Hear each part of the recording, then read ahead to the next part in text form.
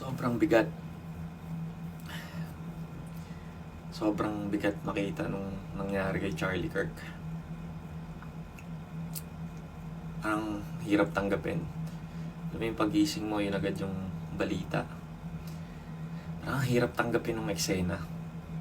Hindi ko alam bakit sobrang affected ako ngayon, pero siguro dahil kapatid natin siya kay Kristo, and alam natin na nag-i-stand talaga siya dun sa mga biblical principle boldly, kaya marami rin galit sa kanya, especially dun sa bansa niya, sa USA.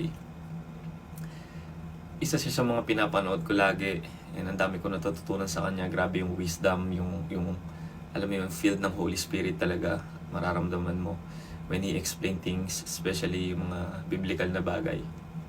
And makita na ganun yung nangyari sa kanya. Grabe, this world is evil.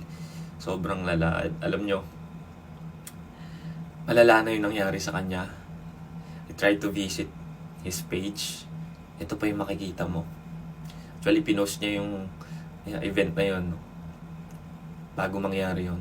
And wow, sobrang nakakastan yung mga comments sa kanya. May mga nagse-celebrate pa, which is so unbelievable. They are so lost. They are all deceived by Satan na ang kamatayan ng isang tao sineselebrate pa nila. I'm speechless. Ewan ko, sobrang bigat ngayon. Sobrang bigat sa pakiramdam. Though we know na nasa Panginoon na siya, and let's pray for his family.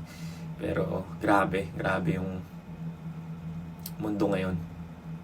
Lord Jesus, come. We will see you in heaven, Charlie, and thank you for all your work for God's kingdom, and your voice will live on. Sabi sa Matthew 10:28, don't be afraid of those who want to kill your body. They cannot touch your soul. Fear only God, who can destroy both soul and body in hell. Isa talaga siya sa mga sinusubaybayan ko at pinapanood ko. At believe talaga ako sa boldness at courage niya to speak the truth, especially the biblical principles. At maraming may ayaw doon.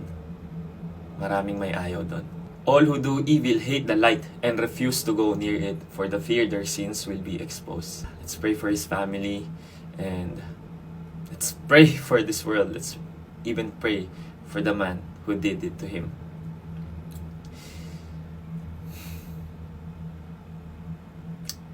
Lord,